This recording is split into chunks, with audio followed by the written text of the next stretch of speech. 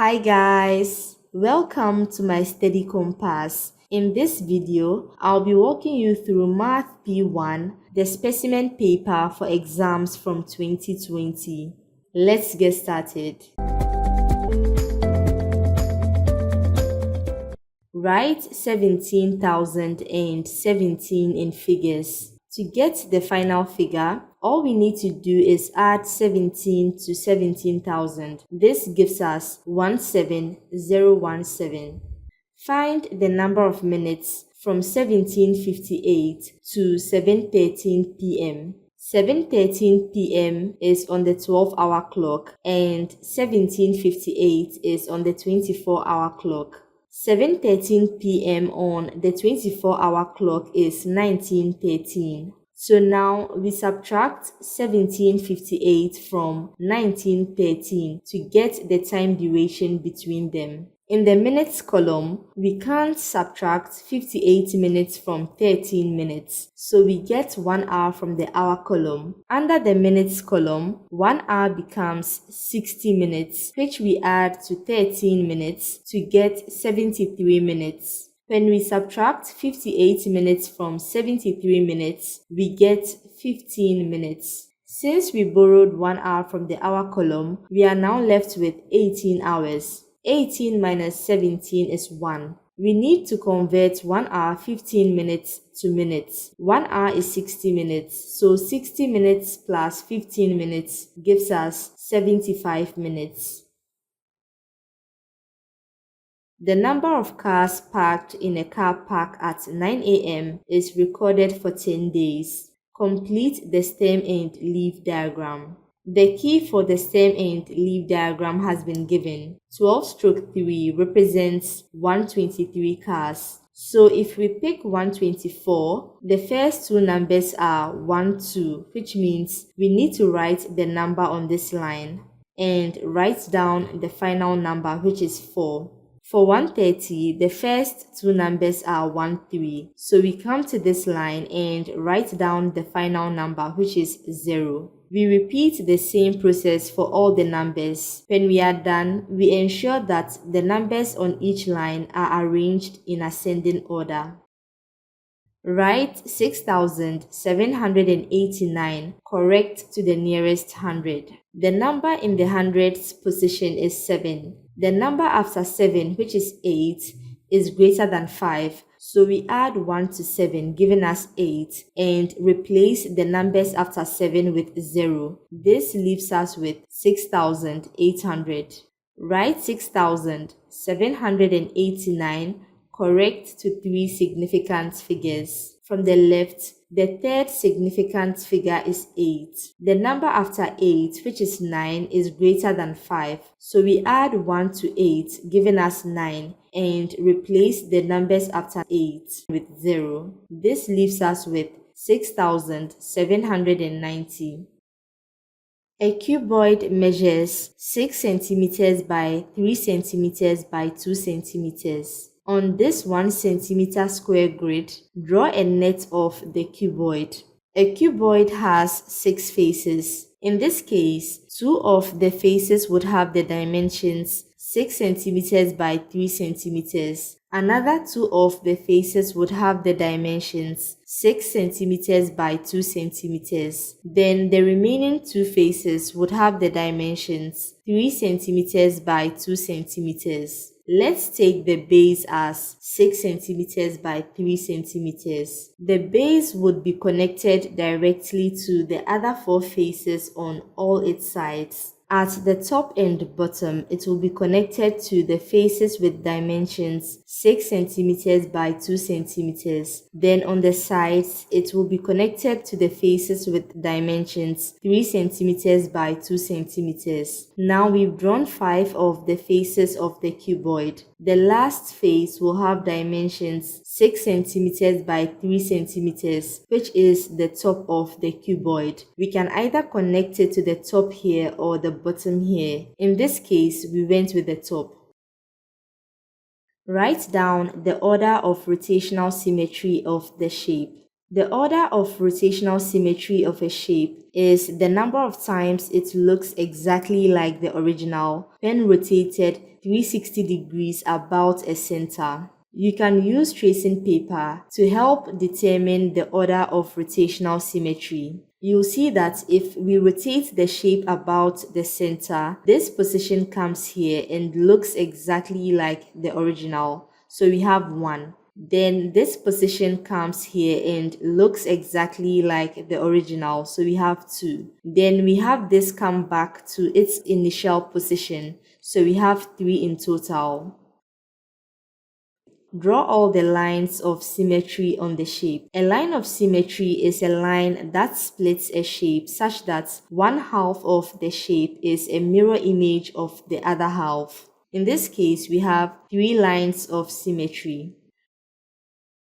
Write down a fraction which is equivalent to 3 over 5. To get a fraction equivalent to 3 over 5, we multiply the fraction by any number. So if we pick 2, we multiply the numerator, which is 3, by 2, which gives us 6. Then we also multiply the denominator, which is 5, by 2, which gives us 10. Write down the reciprocal of 7. 7 is the same as 7 over 1. And so to get the reciprocal of 7 over 1, we swap the numerator and the denominator. This gives us 1 over 7. A cube has a volume of 1000 cm cubed. Calculate the surface area of the cube. The formula for the surface area of a cube is 6 times L squared. We've not been given the length of the cube. What we have is the volume of the cube, and we know that a volume of a cube is equal to L cubed. When we make L the subject, we have L equals the cube root of V. V is 1000 cm cubed, so we have L equals cube root of 1000, which is equal to 10 centimeters. So now that we have the length of the cube, the surface area of the cube is 6 times 10 centimeters squared, which is equal to 600 centimeters squared. Dan either walks or cycles to school. The probability that he cycles to school is 1 over 5. Write down the probability that Dan walks to school. We know that if Dan does not walk to school, then he will definitely cycle to school and vice versa. And so the sum of the probability that he walks to school and cycles to school must add up to 1. This means to get the probability that Dan walks to school, we subtract 1 over 5 from 1, which is equal to 4 over 5. There are 200 days in a school year. Work out the expected number of days that Dan cycles to school in a school year. To get this number, all we need to do is multiply 200 by the probability that Dan cycles to school, which is 1 over 5. 200 times 1 over 5 is 40. Using a ruler and pair of compasses only, construct a triangle with sides 5 cm, 8 cm, and 10 cm. Leave in your construction arcs. First, we measure and draw the longest length of the triangle, which is 10 cm, as the base of the triangle. Then we measure a width of 8 cm with a compass. Stand at one end on the base and construct an arc. Then measuring a width of 5 cm with the compass, we stand at the other end of the base and construct another arc. When we are done, we draw 2 lines from the 2 ends of the base of the triangle to the intersection points. Then we label the side lengths of the triangle. Here is a list of numbers. Put a ring around the number with the largest value. First, let's ensure all the numbers are in decimals. The first number is already in decimal form.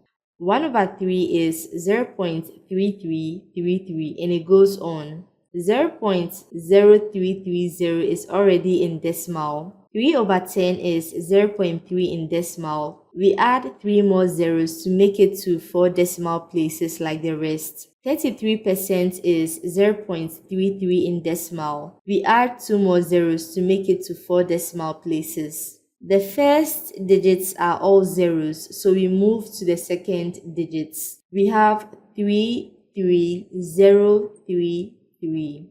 Since we are looking for the largest number, this will be out.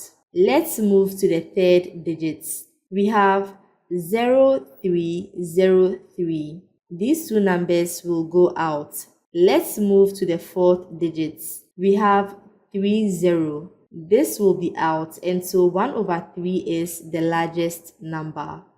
Complete these statements. 6 meters is the same length as blank millimeters. 1 meter is 1000 millimeters. So to convert 6 meters to millimeters, we have 6 times 1000 millimeters, which is equal to 6000 millimeters. 7000 cm squared is the same area as blank meter squared. 1 meter squared is 10,000 cm squared. So to convert 7000 cm squared to meter squared, we have 7000 divided by 10,000 meters squared, which is equal to 0.7 meter squared. ABCDE is a pentagon. Explain why the diagram shows that the sum of the interior angles of a pentagon is 540 degrees. Do not measure any angles. On the diagram, we see that the pentagon is split into 3 triangles. The sum of interior angles of each triangle is 180 degrees. Therefore, the sum of interior angles in the pentagon is equal to 3 times 180 degrees, which is 540 degrees. Simplify. X cubed y raised to the power 4 times x raised to the power 5 y cubed. All the terms in this expression are multiplying, so we can rewrite it as x cubed times x raised to the power 5 times y raised to the power 4 times y cubed. According to the laws of indices, if two terms with the same base are multiplying, their powers add. So x raised to the power 3 times x raised to the power 5 becomes x raised to the power 3 plus 5, which simplifies to x raised to the power 8. Then for y raised to the power 4 times y raised to the power 3, we have y raised to the power 4 plus 3, which simplifies to y raised to the power 7. And so our final answer here is x raised to the power 8, y raised to the power 7. Write 2020 in standard form. To get this number in standard form, we move the invisible decimal point at the end of the number to a position after the first non-zero digit. This gives us 2.02. Since we moved 3 units to the left, we multiply 2.02 by 10 raised to the power 3. Kim knows that one angle of an isosceles triangle is 48 degrees. He says that one of the other angles must be 66 degrees. Explain why Kim is wrong. Base angles in an isosceles triangle are equal. This means if we only know one of the angles, which in this case is 48 degrees, then the other two angles could be the base angles, which is 66 degrees. Or 48 degrees could be one of the base angles, which means the other angle is 84 degrees. Based on this, Kim is wrong because there is another possibility that the other angle is 84 degrees. Explain why root 3 is irrational. Irrational numbers are numbers that cannot be written in fraction form, and so root 3 is irrational because it cannot be written as a fraction. The mass m kilograms of a horse is 429 kilograms, correct to the nearest kilogram. Complete this statement about the value of m. To correct 429 kilograms to the nearest kilogram, we bring plus and minus 1 kilogram, then we divide 1 kilogram by 2. The upper bound of m is 429 plus half kg, which is 429.5 kg. And the lower bound of m is 429 minus half kg, which is 428.5 kg. Rearrange the formula 5w minus 3y plus 7 equals 0 to make w the subject. First, let's move the other terms except 5w to the other side of the equation. Minus 3y goes to the other side and becomes plus 3y, and plus 7 goes to the other side and becomes minus 7. 5 multiplies w, and so when we move it to the other side, it goes to divide 3y minus 7. And so our final answer becomes w equals 3y minus 7 divided by 5. Use set notation to describe the shaded regions in each Venn diagram. For this Venn diagram, the region in set A has been shaded, and so to describe this shaded region, we write A. For this Venn diagram, the region in sets A and B have been shaded, and so to describe this shaded region, we write A union B. The radius of a sphere is 5.2 centimeters. Work out the surface area of this sphere. The formula for the surface area of a sphere has been given to us. We know that r is 5.2 centimeters. So we have A equals 4 pi times 5.2 centimeters squared. When we type this into the calculator, we get 340 centimeters squared, rounded to 3 significant figures. Triangle ABC is similar to triangle PQR. Find PQ. For similar shapes, the ratio of their corresponding side lengths is equal. So in this case, we have PQ divided by 5.2 centimeters equals 21.7 centimeters divided by 12.4 centimeters. When we make PQ the subject, this is what we get. When we type this into the calculator, we have 9.1 centimeters.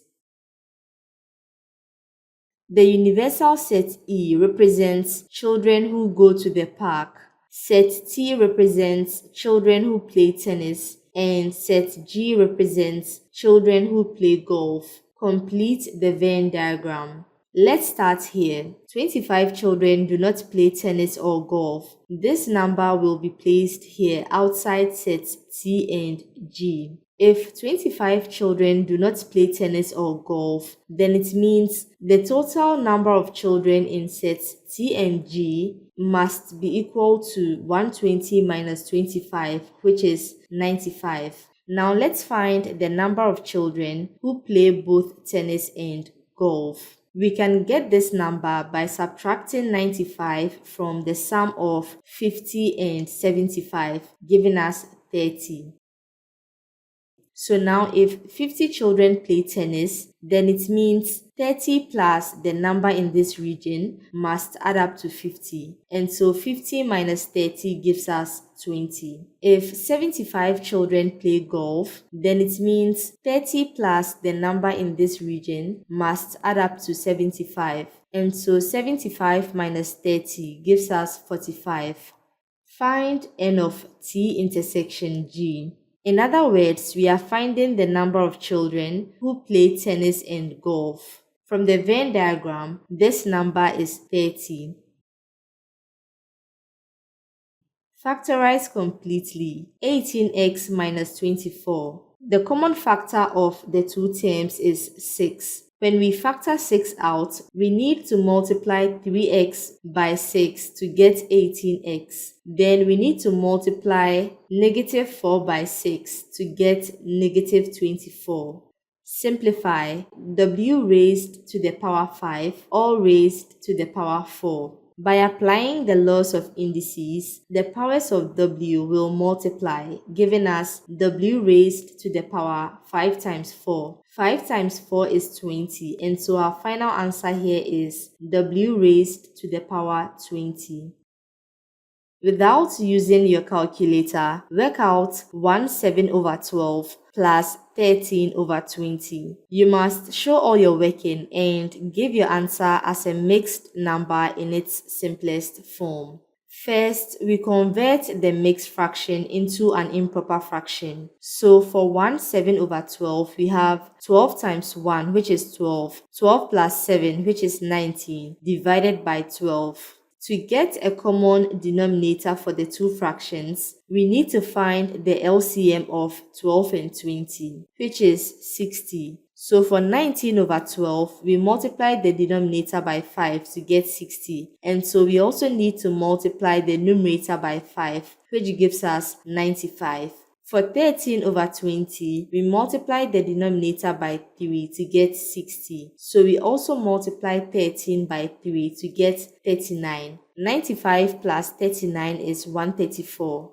2 goes into 134 67 times, and 2 goes into 60 30 times. 67/30 is an improper fraction, so we need to convert it into a mixed fraction. 30 goes into 67 2 times with a remainder of 7, which we divide by 30. And so our final answer here is 2/7/30. By rounding each number correct to one significant figure, estimate the value of square root of 90,006 divided by 10.01 squared.